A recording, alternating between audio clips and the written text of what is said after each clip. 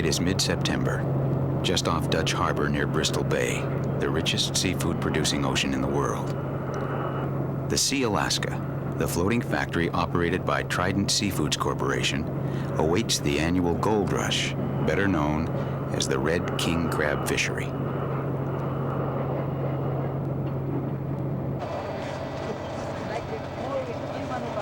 Of all the Alaska fisheries, this one has the most drama, the most danger, the greatest mystique. The stakes are high, and as the opening nears, the tension mounts. The Alaska Department of Fish and Game authorities come aboard to inspect each vessel's holding tanks before the starting gun launches this race for profits.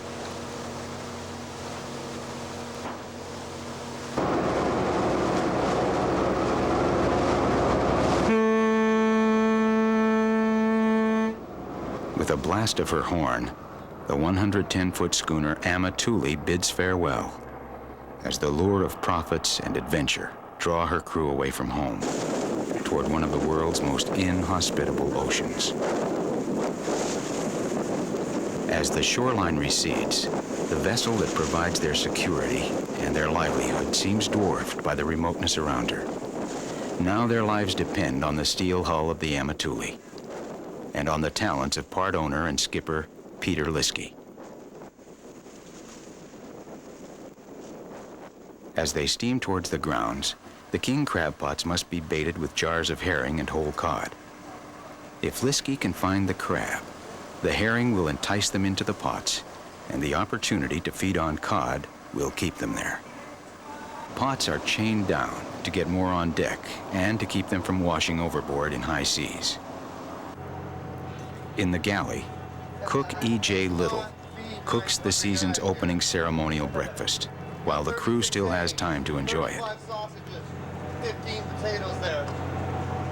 That's half breakfast. No. Okay. It may be days before any crew member sits down to a full-course meal again. Liskey leads the crew in a ritual pre-season prayer intended to bring them luck and ensure their safety. No one gets hurt. Don't take any chances. You're on the stack. Whoever's on the stack, you wear that life, that vest. I don't care if it's calm or what. It's not get hurt. Besides that, let's get along together and have a good time. Make some money. Go home and see mama. Okay, bless us, O Lord. Peace I give, so we are about to receive. My bounty through Christ our Lord. Yeah. Let's go. Just so you know, the cameraman is sweating right now. Right. He threw up yesterday morning, and he started sweating before he threw up. I hope this is not a repeat. We're all covering our plates. That was true. Brian Whitney leads the crew on deck.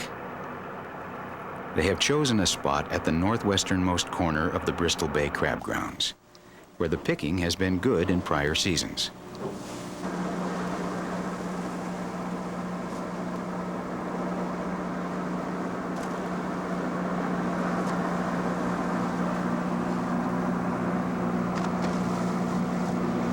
Liskey prospects for crab in a realm of high-tech electronics. The vessel's fortunes and safety are largely dependent on his skills as a hunter and as a seaman. Setting so it's dry and comfortable for the crew, and as for the skipper. It takes 6 hours to set the gear in 35 fathoms of water with the aid of a hydraulic pot launcher.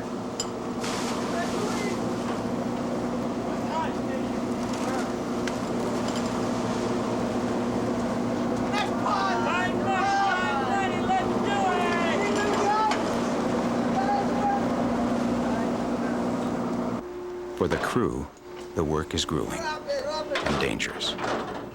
For them, signing aboard a crabber isn't a job, it's a chance. They work for shares, not wages. And like Liskey, they are rolling the dice in hopes of good weather and good fishing.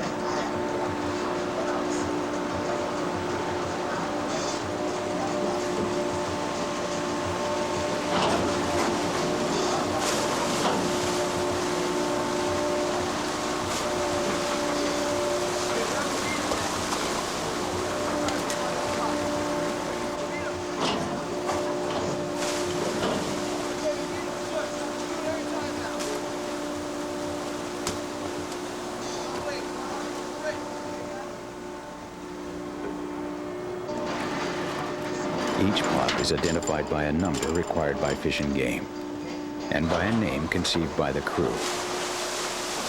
The fishermen are convinced that each pot has its own personality, and that each one fishes differently.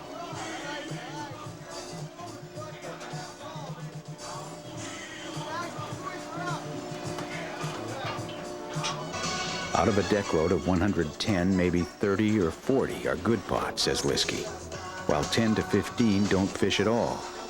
Nobody knows why.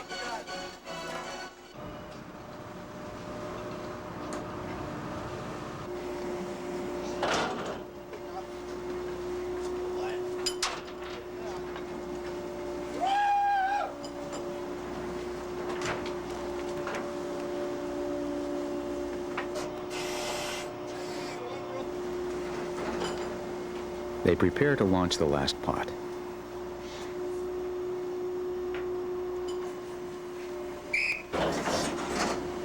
The set is done. They'll soon know whether Liskey has chosen the right grounds, and whether there will be shares of plenty. You get some rest now. Sleep. Let's go haul another 300, another 32 hours straight. That's it. The calm is momentary. The work never ends.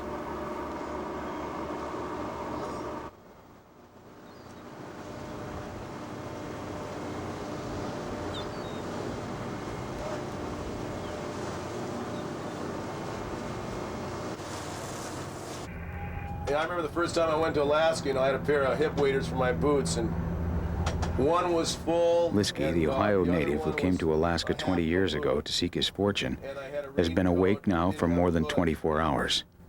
There's too much at stake for sleep. After about the second week or the first week of fishing there, we went to town and I asked for a draw from the skipper.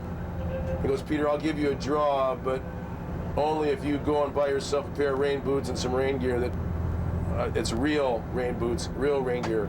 Otherwise, I'm not going to give you a draw." He said, I can't stand watching you out there on deck dressed the way you are.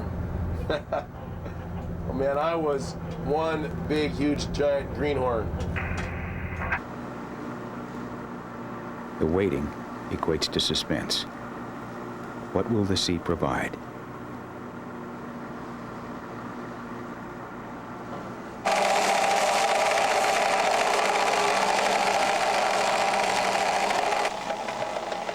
Now they begin to haul the gear. The work is easier today than in decades past. Highly automated by electronic line haulers and coilers, pot launchers, and picking cranes. The weather is excellent by Bering Sea standards. Their lives are punctuated by the rhythm of the waves, by the pounding of rock and roll music that blares through the deck speakers. Crabbing is a young man's game, and rock and roll is their never-ending anthem.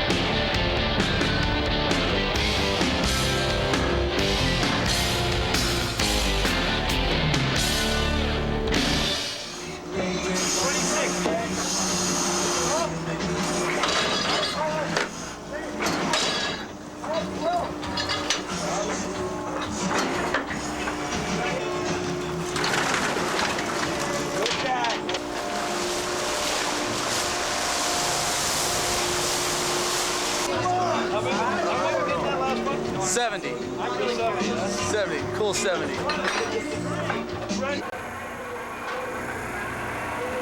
Watch that hook. Liskey has found the crab. Each one is a $30 bill. The vessel carries 110 steel pots and has the capacity to hold 200,000 pounds of live crab in 3 steel tanks. At $4.50 a pound, a full load of crab would be worth nearly $1 million. A decade ago, full holds were commonplace, but now the fishery is more challenging. For the crew of the Amatuli, staying on the crab is crucial. This year, their season will span 10 days. When the harvest quotas have been exhausted, the vessel's landings and earnings will be tallied. There will be a share for the vessel and its owner, a share to pay for fuel and groceries, a share for the skipper, and a share for each of the 5 crewmen based on his skill, experience, and length of service. If a crewman gets sick or injured, or if the equipment breaks down, there is no second chance.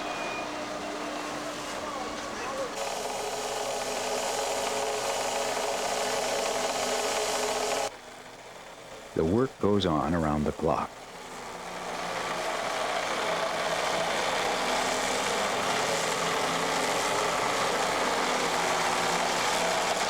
Ten years ago, the floor of the Bering Sea was literally paved with red king crab. The pots came up full to bursting, and fishermen made fortunes overnight.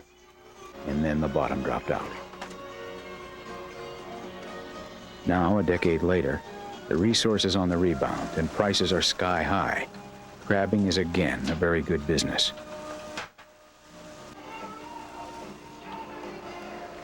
King crab meat was once picked from the shell, canned, and relegated to an obscure life on supermarket shelves.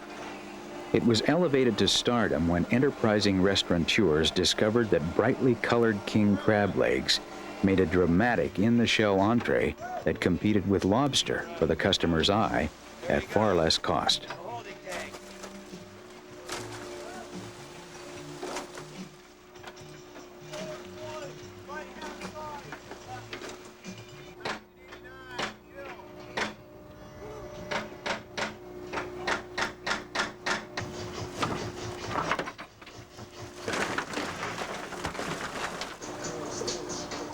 Okay, copy this one. Liskey has several partner boats with whom he constantly shares information about his location and the size of his catches. The fishermen chat endlessly over the VHS radio. They tell their stories in plain English, but when the subject is the whereabouts of crab, they talk in code. Sierra, Kilo, Yankee, Sierra. This year's code uses names to identify the size of the catch. Juliet. Anything over 40 keepers in a pot is a Sierra. Juliet, okay?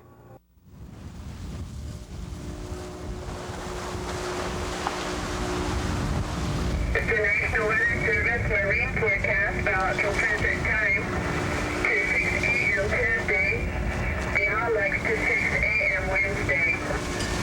Warm intense low 120 miles north of Atoll will continue to strengthen and move 150 miles northwest of St. Matthew Island tonight.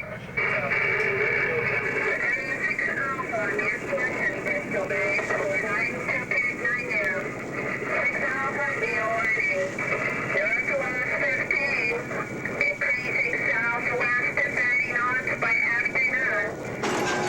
And to southeast 45 knots under 60 knots tonight. 85 feet down into 25 feet tonight.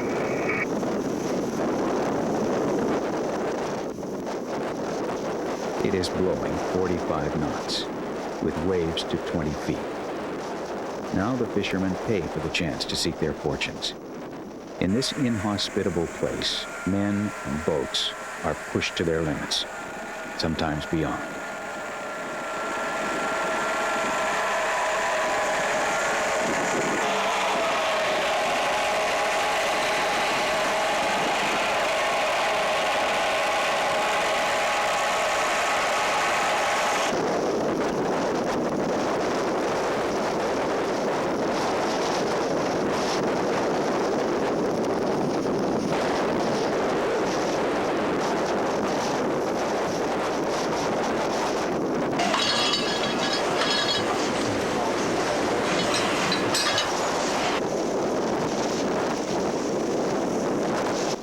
Prudence would dictate running to shore for a harbor day. But there are precious few harbor days in a business in which so much is at stake. A year's worth of opportunity is measured in days.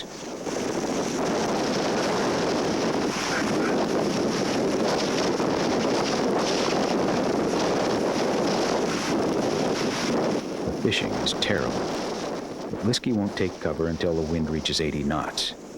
There are so many boats and such a small quota, he says. You just have to live with it.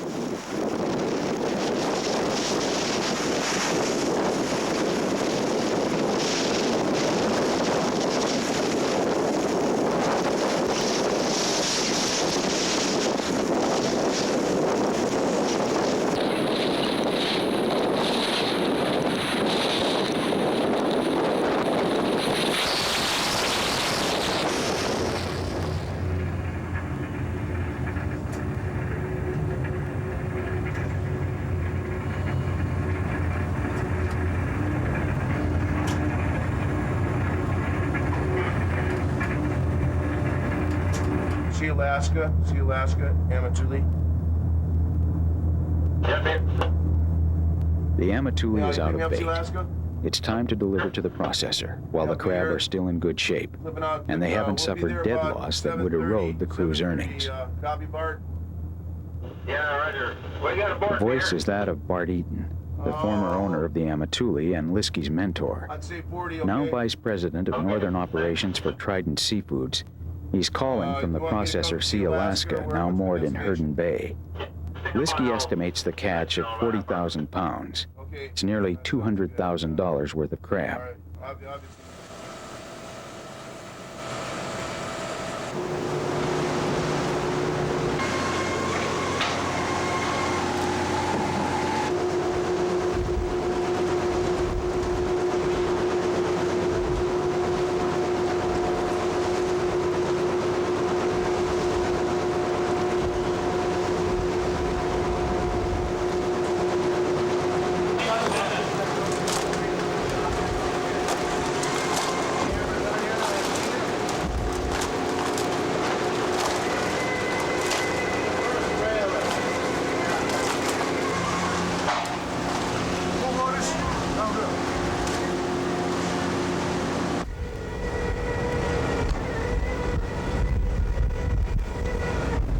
The animals are brailed from one vessel to the other.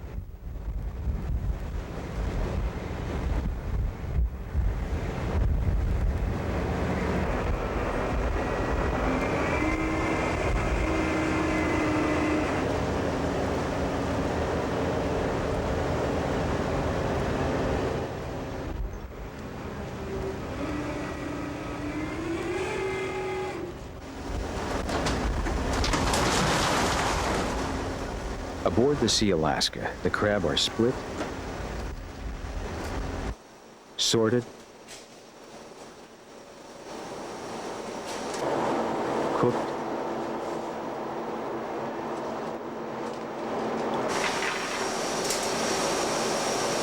boxed,